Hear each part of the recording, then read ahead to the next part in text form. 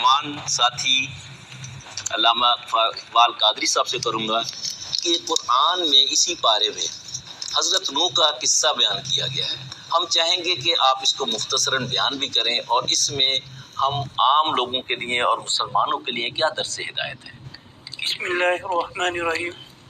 سب سے پہلے تو آپ کا شکریہ کہ آپ نے اس نور قرآن کے اندر اشاعت دین کا موقع فراہم کیا. جی یہ زیادہ شکریہ تو 92 کی ٹیم کا ہے اور مالکان کا ہے جنہوں نے اتنے اچھے پروگرام یہاں جاری کیے ہیں. صبح نور ہو یا شام مدینہ ہو، نور قرآن ہو یا صبح شام مدینہ ہو، یہ منتظمین کا سلیقہ بھی ہے اور مالکان کی نیت کا بھی ہے اور ہم سب کے یعنی مدیر المہام جسٹس محترم نذیر غازی صاحب کا بھی کہ جنہوں نے ہم سب کو ایک گلدستے میں پرو رکھا ہے اور یہی چاہتے ہیں کہ ہمارا معاشرہ جو ہے اس میں قرآن و سنت سے وابستہ زیادہ سے زیادہ افراد ہوں اور معاشرہ صبغۃ اللہ ومن احسن من اللہ صبغہ، اللہ کے رنگ میں رنگ جائے. جی جائے نوح علیہ السلام کے بارے میں آپ نے جو ہے سوال کیا. جی تو اللہ تعالیٰ کے 1,24,000 کم و بیش انبیاء اور رسول میں جی کم و بیش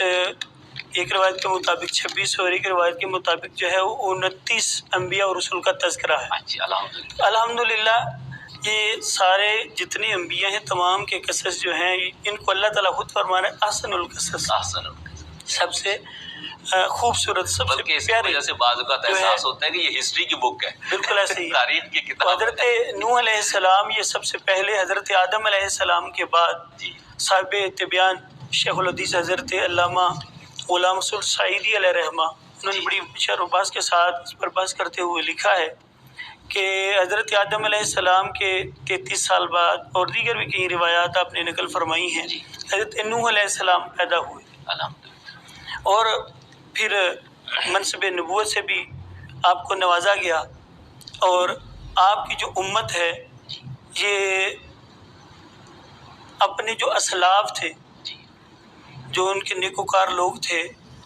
ان کے بڑے گرویدہ تھے. جب آپ کا یعنی آبا کی تقلید کے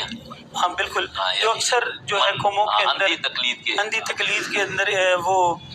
جو ضم ہو چکے تھے، گم ہو چکے تھے،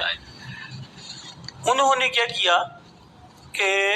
اپنے اسلاف کے جو خاکے تھے، بت تھے، وہ بنا رکھے تھے، یعنی اپنے آبا و اجداد کی شکلیں بنائی اور شکلیں بنا رکھی تھی اور پتھروں کی بنا کے ان کی پوجا شروع کر دی تھی. اور یہیں تک نہ رہے، پھر جب حضرت نوح علیہ السلام نے ان کو منع کیا، نیکی کا حکم دیا، برائی سے منع کیا، تو انہوں نے جناب حضرت نوح علیہ السلام کے خلاف بھی چلنا شروع کر دیا، آپ کو جھوٹا کہنا شروع کر دیا اور دیگر بھی کئی بہتان لگائے. پھر آپ نے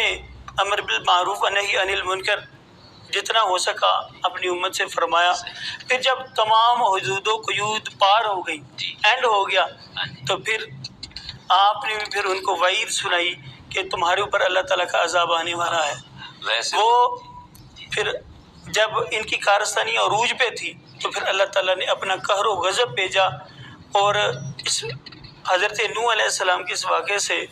بے شمار چیزوں کو پتہ چلتا ہے. وقت کے دامن میں اتنی وسعت نہیں ہے تو سب کو بیان کیا جائے، کوئی شک نہیں، ٹچ دینا مقصود ہے اور حاضری مقصود ہے. حضرت نوح علیہ السلام کے امتی جو آپ کو وہ بالکل عجیب ترین سمجھتے تھے کہ نہ آپ کے پاس ایسے وسائل ہیں، یعنی ان کا خیال یہ تھا کہ وہ نبی نہیں بن سکتا کہ جس کے پاس وسائل نہ ہو یا پیسہ نہ ہو یا سورسز نہ ہو. ان کا ایک چھوٹا وہ مینٹیلٹی بہت چھوٹی تھی، وہ اس کے ضمن میں سوچتے تھے کہ نوح علیہ السلام چونکہ مال میں نہیں ہے، اتنی برادری میں نہیں ہے، لہٰذا کوئی نبی نہیں ہونا چاہیے. یعنی کہ ایک کالر ہیں، ہم ان کے بات سن لیجیے، پھر کے پاس آتے ہیں.